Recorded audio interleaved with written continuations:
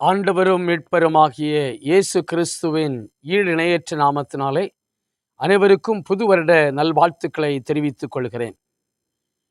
புது வருட நாளாகி இந்த நாளிலே காலை சிந்தனைக்காக தெரிந்து கொள்ளப்பட்ட தலைப்பு கிறிஸ்துவின் நுகத்தின் கீழ் விடுதலை. கிறிஸ்துவின் நுகத்தின் கீழ் விடுதலை. ஆதார வசனம் மத்தேயு 11ஆம் அதிகாரம் 28-29 வசனங்கள். களைப்பும் சுமையும் அடைந்து இருக்கிறவர்களே, எல்லாரும் என்னிடம் வாருங்கள், நான் உங்களுக்கு ஓய்வு தருகிறேன். வருத்தப்பட்டு பாரம் சுமப்பவர்களே, எல்லாரும் என்னிடம் வாருங்கள், நான் உங்களுக்கு இளைப்பாறுதல் தருகிறேன். என் நுகத்தை உங்கள் மேல் ஏற்றுக்கொண்டு என்னிடம் கற்றுக்கொள்ளுங்கள். ஏனெனில் நான் கனிவானவன், மன தாழ்மையுடையவன். உங்கள் ஆத்மாக்களுக்கு ஓய்வு கிடைக்கும். என் நுகம் ஏற்றுக்கொள்ளப்படுவதால் இன்பம் தரும். என் சுமை ஏற்றுக்கொள்ளப்படுவதால் லகுவானது என்று கர்த்தருடைய வார்த்தை சொல்லுகின்றது. மனிதன் விடுதலை பெறுவதற்கு இயேசு அருளுகின்ற நுகம் நம் வாழ்வை இன்பமாக மாற்றுகிறது. மனிதன் இந்த உலகத்திலே பலவிதமான பிரச்சனைகளினாலே நுகத்தடிகளோடு வாழ்ந்து கொண்டிருக்கின்றான். ஆனால் குமாரன் விடுதலையாக்கினால் மெய்யாகவே விடுதலை ஆவீர்கள் என்று சொன்ன கர்த்தருடைய வார்த்தையின்படி நம்முடைய வாழ்விலே விடுதலை பெறுவதற்கு இயேசு போதுமானது. இந்த சிந்தனையின் கீழ் சில தலைப்புகளை நாம் இடைத்தலைப்புகளை தியானிப்போம். ஒன்று, களைப்பும் சுமையும்.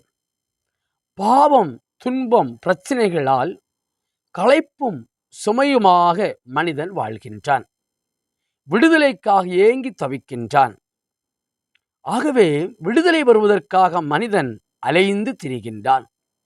இயற்கை கூட விடுதலைக்காக கற்ப வேதனைப்படுகிறது என்று சொல்லி நாம் பார்க்க முடிகின்றது. ஆக மனித வீழ்ச்சியின் மூலமாக வந்த வினை மனிதன் விடுதலை பெறுவதற்கு இந்த உலகத்திலே நிச்சயமாக ஆண்டவருடைய சிலுவை தியாகம் போதுமானது. மனிதன் விடுதலைக்காக இயங்குகின்ற போது இயேசுவுடைய சிலுவை பாடு, மரண, உயிர்த்தெழுதல் நம்மை விடுதலையாக்குகின்றது. வாழ்விழந்து நிற்கின்ற மனிதர்களுக்கு இயேசுவுடைய பாதை விடுதலை தருகின்றது. ஆக இயேசுவிடத்திலே வருகின்றவர்களுக்கு எல்லா களைப்பும் சுமையும் மாறி அவர்கள் வாழ்வு வருகின்றார்கள், உயர்வு வருகின்றார்கள், மேன்மை வருகின்றார்கள்.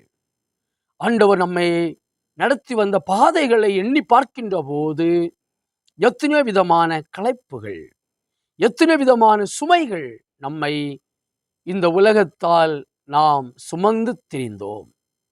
பலவிதமான சுமைகள், பாவத்தினால் வந்த சுமைகள், வியாதியினால் வந்த சுமைகள், கடன் தொல்லைகளால் வந்த சுமைகள், உலகத்தால் பல்வேறு முறைகளிலே நாம் சுமந்து திரிந்த நம்முடைய நுகத்தடிகளை முறிப்பதற்காக ஆண்டவராய் இயேசு கிறிஸ்துவுடைய சிலுவை மரணத்தினாலே, அவருடைய கிருபையினாலே நாம் நிச்சயமாக விடுதலை பெற முடியும்.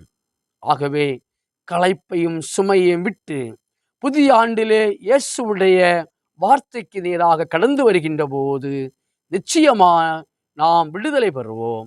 நிச்சயமாக நாம் மேன்மையான ஆசீர்வாதங்களை இந்த ஆண்டிலே பெற்றுக்கொள்வோம் என்பதிலே எந்த ஒரு மாற்று கருத்தும் இல்லை. இரண்டாவதாக நாம் பார்க்கின்ற போது நுகம்.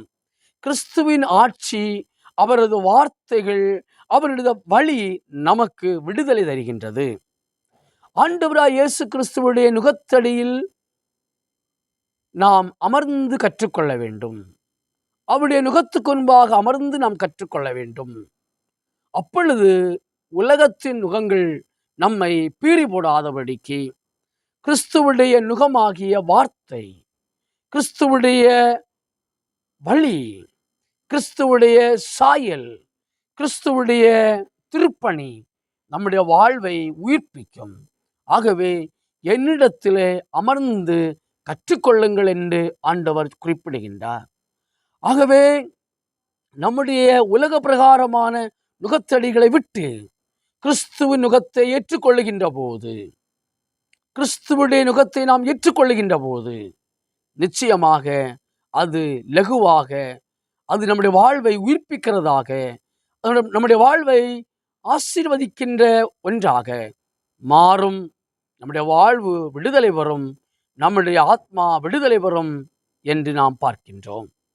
மூன்றாவதாக, மனித வாழ்விலே ஓய்வு முக்கியமாக இருக்கின்றது. விடுதலைக்கு பின்னாக இருப்பது ஓய்வு. பாவ மன்னிப்பும் அமைதியும் நம்முடைய வாழ்வை அமைதிப்படுத்துகின்றது. கிறிஸ்து அருளுகின்ற பாவ மன்னிப்பு, கிறிஸ்து அருளுகின்ற அமைதி வாழ்வு நம்மை இந்த உலகத்திலே ஓய்வெடுக்க செய்கின்றது. எவ்வளவுதான் கோடிக்கணக்கிலே பணங்கள் இருந்தாலும், எவ்வளவுதான் சொத்து மதிப்புகள் இருந்தாலும், நம்முடைய வாழ்விலே அமைதி இல்லை என்றால் எந்த பயனும் இல்லை. ஆகவே அமைதியை தருகின்ற ஆண்டவராகிய இயேசுவிடத்திலே, நான் உங்களுக்கு அமைதியை வைத்திருக்கின்றேன், சமாதானத்தை வைத்து போகிறேன் என்று சொன்ன இயேசுவண்டையிலே வருகின்ற போது அமைதியின் வாழ்வை, அமைதியின் உயர்வை, அமைதியின் மேன்மையை நாம் பெற்றுக்கொள்ள முடிகிறது. ஆகவே இயேசுவிடம் அமர்ந்து இந்த புதிய ஆண்டிலே ஓய்வெடுங்கள்.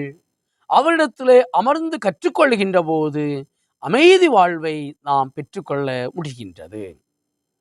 கனிவானவர், கிறிஸ்துவின் கருணை இரக்கம் அது கனிவானது. அவருடைய மகா அன்பினாலே, அவருடைய இரக்கத்தினாலே புதிய ஆண்டிலே பிரவேசித்திருக்கிறோம். ஆண்டவராய் இயேசு கிறிஸ்துவுடைய அந்த சிலுவை தியாக அன்பு அது உயர்வான அன்பு. அந்த அன்பினாலே நாம் கட்டப்பட்டு, அந்த அன்பிலே நாம் பெருகி, அந்த அன்பிலே நாம் வளருகின்ற போது நம்முடைய வாழ்வு மிகுந்த ஆசீர்வாதமாக அமைகின்றது. அவருடைய கருணை, அவருடைய இரக்கம் அவ்வளவு பெரியது. அவருடைய இரக்கம் ஆயுட்காலம் முழுவதும் நம்மை தொடருகின்றது. நரை முடி வரி ஆகிறது வரையிலும், முதிர்ந்த வயது ஆகிறது வரையிலும் நம்மை தொடருகின்றது.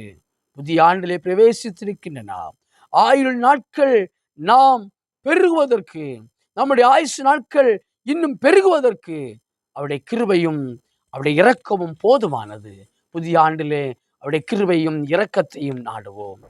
மனத்தாழ்மை, கிறிஸ்துவனுடைய பணிவு, எளிமை, சேவை, அவருடைய மனப்பான்மை, அவருடைய தியாகம் அனைத்தும் நம்மை மனத்தாழ்மை அடைய செய்கின்றது.